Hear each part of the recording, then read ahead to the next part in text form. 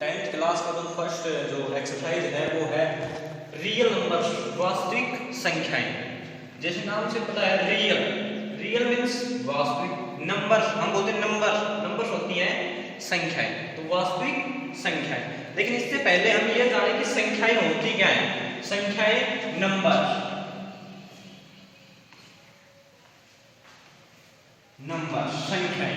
संख्याएं दो प्रकार की होती है, रियल नंबर, इमेजिनरी नंबर।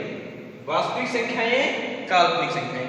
जो रियल नंबर्स होते हैं, वास्तविक संख्याएं, उनको कैपिटल आर से डिनोट करते हैं, तथा जो इमेजिनरी नंबर होते हैं, काल्पनिक संख्याएं, उनको इमेजिनरी IMG, इमेजिनरी शॉर्ट रूप में इमेजिनरी नंबर लिखा मैंने। काल्पनिक संख्याएं, जो काल्पनिक संख्याएं होती है इस प्रकार होती हैं, जैसे ये हमारे पास है x² + 2 = 0। देखो ये प्लस में है, इधर जाएगा पक्षांतरण करने पर ये क्या आएगा -2।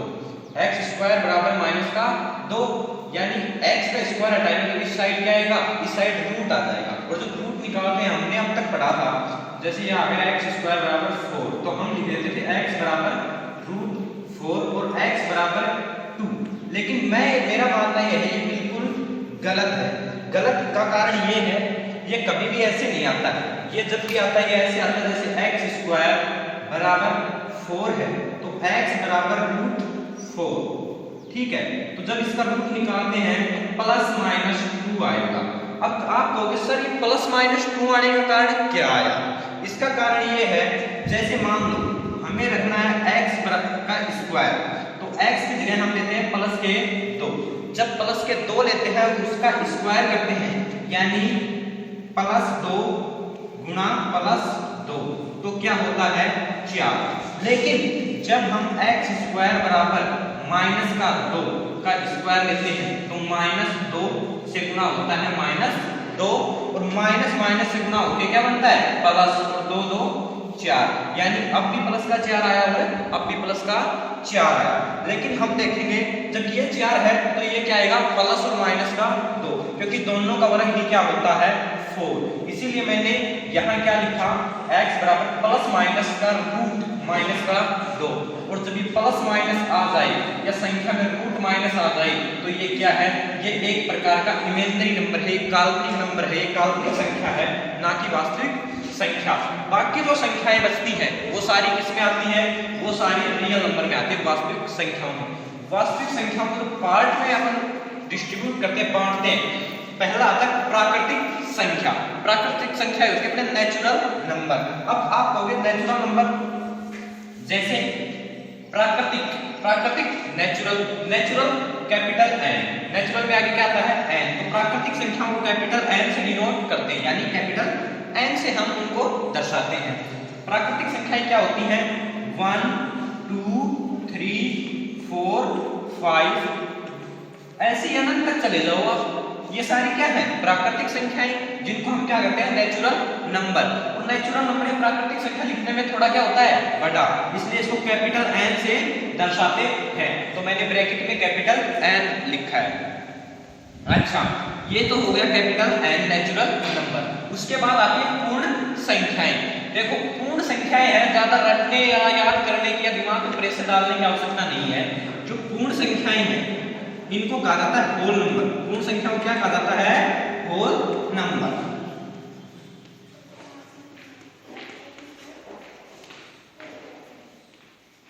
अब देखो शुरू में क्या आया, होल यानी पूर्ण, यानी शुरू में आया W, तो इसको किससे डिनोट करते हैं, इसको करते हैं कैपिटल W से डिनोट करते हैं।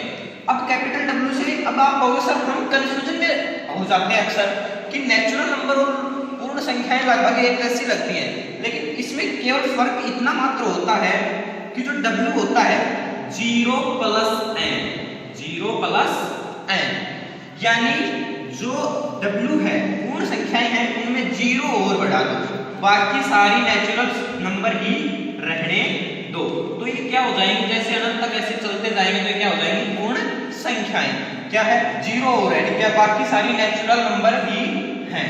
तो W होता है वो 0 + n होता है। तो मेरे हिसाब से डाउट आपका क्लियर हो गया होगा। चलो इसके बाद ज्यादा टाइम को वेस्ट नहीं करते हुए, ये कोई ज्यादा समझाने की वो आवश्यकता नहीं है, क्योंकि आप पहले से 7th 8th 9th में आप पढ़ चुके हो। मैंने केवल बताया है कि टॉपिक में जैसे पीछे का अपना रिपीट हो जाए, रिवाइज हो जाए, हमें पता चल जाए कि कैसे क्या हो रहा है। अच्छा, प्राकृतिक संख्या होगी पूर्ण संख्याएं। अब इन दोनों को ड्रॉप करके थोड़ी देर हम लेते हैं पूर्णांक। क्या लिया? पूर्णांक, जिनको आप बोलते हो ना अक्सर इंटीजर्स। क्या बोलते हैं आप इनको? इंटीजर्स। इसको कैपिटल जेड से डिनोट करते हैं। इसको किससे डिनोट करते हैं? कैपिटल जेड से। जैसा कि ये प्राकृतिक संख्या और पूर्ण संख्या के बाद में आया है, तो इसमें ये दोनों तो मिक्स होंगी, लेकिन इसमें एक परिवर्तन और है। जो जेड होता है, पूर्णांक होता है, इंटीजर्स होते हैं, ये होता है 0 plus minus 1 plus minus 2 plus minus 3 plus minus 4 plus minus 5। ठीक है। अच्छा, अब आप कहोगे सर समझ में नहीं आया कुछ। चलो मैं समझाता हूं। जो पूर्णांक है ये क्या होता है?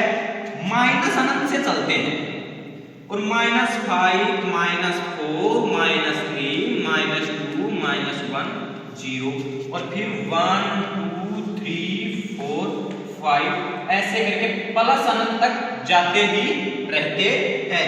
ये क्या होते हैं? पूर्णांक। मैंने इनको थोड़ा शॉर्ट करके 0 plus minus 1 plus minus 2 plus minus 3 plus minus 4 plus minus 5 आपके सामने लिख दिया। केवल इसी को खोल के यहाँ लिखा है। पूर्णांक भी दो होते हैं। एक होता है धनात्मक पूर्णांक, एक क्या होता है? धनात्मक पूर्णांक। ठीक है। दूसरा होता है ऋणात्मक पूर्णांक। दूसरा होता है ऋणात्मक पूर्णांक। जिस प्रकार पूर्णांक को कहते हैं इंटीजर, उसी तरह धनात्मक पूर्णांक को कहेंगे पॉजिटिव इंटीजर्स, ऋणात्मक पूर्णांक को कहेंगे नेगेटिव इंटीजर्स। अच्छा, जो 0 से इधर जो माइनस के हैं, ये सारे नेगेटिव इंटीजर्स में आते हैं, यानी ऋणात्मक पूर्णांक में। और जो 0 से इधर की जो संख्याएं हैं वो किस में आती हैं? पॉजिटिव इंटीजर्स में, यानी धनात्मक पूर्णांक में। तो मेरे हिसाब से प्राकृतिक संख्या हो गई नेचुरल नंबर, पूर्ण संख्या होल नंबर हो गई, पूर्णांक जेड हो गया। ठीक है। अब हम आते हैं परिमेय संख्या और अपरिमेय संख्याओं पर। जैसा मैंने पहले भी हमारा जो समर वेकेशन था उससे पहले एक क्लास डाली थी, उसमें मैंने खूब डिटेल से खोल खोल के बताया था कि परिमेय संख्या है वो क्या है और अपरिमेय संख्या है वो क्या है। लेकिन ये थोड़ी सी मोस्ट टाइम तो मैं फिर से रिपीट कर देता हूं। परिमेय संख्या, परिमेय संख्या वे वास्तविक संख्या, वे वास्तविक संख्याएं, क्योंकि वास्तविक संख्या का भाग है। हमें डेफिनेशन को रटना नहीं है, रट्टू तोता नहीं बनना है, अपने को केवल समझना है कि जिस ये वास्तविक संख्या का भाग है, तो हम लिखना शुरू करेंगे तो कैसे शुरू करेंगे?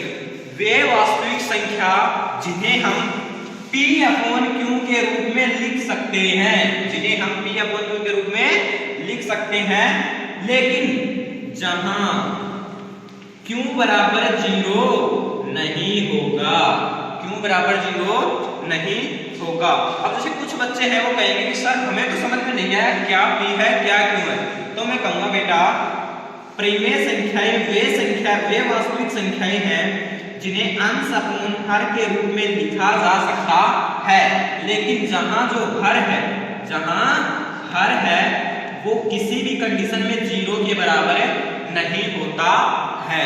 तो वो संख्याएं किसमें आएंगी? परिमेय संख्याओं में वे संख्याएं आएंगी। तो आपका डाउट क्लियर होगा कि परिमेय संख्या किसे कहते हैं।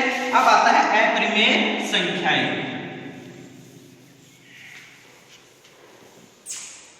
चलो अपरिमेय संख्याएं। परिमेय संख्या का बिल्कुल जो विपरीत होता है वो होता है अपरिमेय संख्याएं। कैसे? डेफिनेशन के हिसाब से विपरीत। जिस प्रकार परिमेय संख्या होती थी जिन्हें हम P/Q के रूप में लिख सकते थे, उसी प्रकार वे वास्तविक संख्याएं जिन्हें हम P/Q के रूप में नहीं लिख सकते, जिन्हें हम P/Q के रूप में नहीं लिख सकते, जैसे √2, √3, √5 या कोई भी दशमलव प्रसार जो शांत नहीं है, या 3 2 5 2 जैसे ये शांत नहीं है, अनंत तक चलता जाएगा, पता नहीं क्या आ जाए, तो ये क्या है? ये अपरिमेय संख्याओं में शामिल होते हैं, जैसे 1.1011000001. ये सारी क्या है, ये अपरिमेय संख्याओं में शामिल होती हैं। इन्हें हम P/Q के रूप में नहीं लिख सकते, तथा वे संख्याएं जिन्हें हम P/Q के रूप में लिख तो देते हैं, लेकिन Q बराबर 0 आता है। Q बराबर क्या आता है, 0 आता है, तो वो संख्याएं अपरिमेय संख्याएं कहलाती हैं। मेरे हिसाब से आपका डाउट क्लियर हो गया। प्राकृतिक संख्याएं नेचुरल नंबर 1 2 3 4 5 6 अनंत तक, पूर्ण संख्याएं प्राकृतिक संख्याओं में 0 शामिल करते हैं, 0 1 2 3 4, तो क्या हो जाएगी पूर्ण संख्याएं। पूर्णांक होती है 0 ±1 ±2 ±3 ऐसे अनंत तक चलते जाएं। उसके बाद आई अपनी परिमेय संख्या। परिमेय संख्या वे वास्तविक संख्याएं जिन्हें हम P/Q के रूप में लिख सकते हैं, लेकिन जो हर है Q है वो 0 के बराबर कभी नहीं होगा। अपरिमेय संख्याएं वे वास्तविक संख्याएं हैं जिन्हें हम P/Q के रूप में कभी नहीं लिख सकते। अगर लिख भी देते हैं तो Q के बराबर में 0 आता है। तो किसमें आएंगे, अपरिमेय संख्याएं में। जितनी भी रूट में जो संख्याएं आती हैं वो अपरिमेय संख्याएं होती हैं, और जो दशमलव प्रसार जो साथ नहीं होता वो भी क्या इसमें आती हैं, अपरिमेय संख्याओं में। चलो अब डिस्कशन काफी देर हो गया, अब हम आते हैं अपने टॉपिक वास्तविक संख्याओं पर। वास्तविक संख्या के हमने पढ़ लिए, इसमें पहला आता है कलन विधि। पहला क्या आया, कलन विधि। कलन विधि या यूक्लिड विभाजन परिमेय। देखो बुक खोलेंगे, बुक में सबसे पहले दिया है यूक्लिड विभाजन परिमेय। अब आप कहोगे सर जो पहले आना था उसको तो आपने नीचे लिखा, और जो नीचे आना था उसको आपने ऊपर लिखा। इसका कारण बेटा यह है कि देखो हम बुक पढ़ते हैं तो जो एग्जामिनर होता है वो अपने से 2 कदम आगे चलता है। वो क्या करता है, यूक्लिड विभाजन परिमेय नहीं देके उसने दे दिया कलन विधि किसे कहते हैं। लेकिन कलन विधि और यूक्लिड विभाजन परिमेय एक ही बात है। यूक्लिड विभाजन परिमेय को ही कलन विधि कहा है। अच्छा, अब मैं आपकी इसको परिभाषा बताता हूं। यूक्लिड विभाजन परिमेय है या कलन विधि है वो वह विधि है जिसमें कोई धनात्मक पूर्णांक a में धनात्मक पूर्णांक b का भाग दिया जाता है तो शेषफल r बचता है। तो क्या बचता है, शेषफल r। सामान्य सी बात है, एक संख्या में जो दूसरी से छोटी है उसमें दूसरी संख्या का भाग देंगे तो शेषफल तो बचेगा ही बचेगा, और वो शेषफल क्या है, भाजक से क्या है, छोटा है। ये बात अपने कौन सी विधि कह रही है, कलन विधि। तो इसकी परिभाषा होगी कोई धनात्मक पूर्णांक a में धनात्मक पूर्णांक b का भाग दिया जाता है तो शेषफल r बचता है, जो क्या है b से छोटा है। चलो याद नहीं हुई मुझे पता है, एक बार में आपके याद नहीं हुई, लेकिन मैं समझाने की कोशिश करता हूं आपको। देखो कोई धनात्मक पूर्णांक है a तथा कोई धनात्मक पूर्णांक क्या है b। जहां a है वो बड़ा है b से, किस कारण हमें ये वाला चिन्ह दिख रहा है, ये किसको डिनोट करता है कि ग्रेटर देन किससे, b से ग्रेटर देन कौन है, a, यानी b से बड़ा है a। ये तो हो गई कलन विधि की शर्त। अब देखो a में भाग दिया जाता है b का तो भागफल क्यों बनता है, a भाग b। a में किसका भाग दिया, b का, तो भागफल क्या आता है, क्यों आता है। भागफल क्या आता है, क्यों आता है, और शेषफल क्या बचता है अपना r, यानी ये हो गया अपना भागफल, तथा ये हो गया अपना शेषफल। ठीक है, तो जब कोई धनात्मक पूर्णांक a है उसमें b का भाग दिया जाता है तो शेषफल r बचता है। तो r की कंडीशन क्या है, b से तो छोटा है और 0 से बड़ा है। इसमें आपको 2 प्रकार के निशान आए, 0 से ये वाला। देखो बेटा मैं आपको एक बात बता देता हूं, ये जो निशान है ये अर्थ यह देता है बड़ा है, r बड़ा है 0 से या बराबर है। अगर केवल निशान होता ये, यानी r बड़ा है 0 और आता है ये, यानी 0 के बराबर भी हो सकता है और उससे बड़ा भी हो सकता है, लेकिन इसी के साथ अपने को ये दिया है r b। ठीक है, इसका मतलब है r हमेशा b से छोटा मिलेगा, ना कि b के बराबर। अब आप कहोगे सर ऐसा कैसे हो सकता है कि b से छोटा मिले, उसके बराबर ना मिले। मैं कहता हूं मान लो कोई संख्या है 6, सॉरी कोई संख्या क्या है अपनी 7, कोई संख्या क्या आ गई अपनी 7। अच्छा, उसमें 2 का क्या दिया हमने भाग दिया, कितनी बार गया सर 3 बार गया, 3 दूनी 6। अपने पास क्या होता शेषफल 1। शेषफल को किससे दर्शा रहे हैं r से, शेषफल को किससे दर्शा रहे हैं r से। तो जो r है अपना 1, यह 0 से तो बड़ा है या बराबर हो सकता है, लेकिन b से हमेशा छोटा मिलेगा, और b अपना कितना है 2, यानी 2 से क्या है, अब आप दे सकते हो 0 से बड़ा है या बराबर है, लेकिन 2 से हमेशा छोटा ही आएगा। चलो एक एग्जांपल और देता हूं, 6 में भाग दिया 2 से, 6 में भाग दिया 2 से, तो 2 दिए 6, बच गया अपने पास कितना 0। शेषफल तो सर 0 बच गया, कोई बात नहीं, r की जगह क्या रख दिया अपन ने 0। ये बड़ा है या बराबर है 0, लेकिन छोटा है किससे 2 से। आप मानते हो, अब अगर 0 आ जाता है तो आप क्या कहोगे सर अगर ये बराबर वाला नहीं होता तो आप कहते सर आपने कैसे लिख दिया 0 से 0 बड़ा कैसे हो सकता है। नहीं बेटा, इसीलिए हमने ये निशान लगाया कि 0 से बड़ा भी हो सकता है शेषफल और उसके बराबर भी हो सकता है, लेकिन जो b हमारा है उससे क्या होगा हमेशा छोटा मिलेगा, क्या शेषफल r। अब मेरे हिसाब से समझ में आ गया होगा, इसलिए चलो मैं फिर एक बार जो अपना डेफिनेशन है उसको रिपीट करता हूं। कोई धनात्मक संख्या a, कोई धनात्मक पूर्णांक a में धनात्मक पूर्णांक b जो उससे क्या है छोटा है का भाग दिया जाता है, तो शेषफल r प्राप्त होता है जो 0 से बड़ा है या बराबर है और b से क्या है छोटा है। चलो आज इस डेफिनेशन की यहीं समाप्त करते हैं। कल अपना चलेगा यूक्लिड विभाजन एल्गोरिथम, जिसमें मैं ये डेफिनेशन है इसके चरण आपको समझाऊंगा और साथ ही 2-4 जो इस पे क्वेश्चन है वो बताऊंगा। तब तक आप इसको रिपीट करते रहे और जो मैंने ये संख्याएं बताई हैं ये आपको याद होनी चाहिए। और जो सभी बच्चे जब होमवर्क करेंगे तो उसमें ये वाली जैसे जैसे मैंने इनकी परिभाषाएं बताई उस हिसाब से इनकी परिभाषाएं इनके एग्जाम्पल आप लिखोगे, ये वाली टेबल आप बनाओगे तो यूक्लिड विभाजन को अपनी जो फेयर नोटबुक है उसमें करेंगे। चलो धन्यवाद।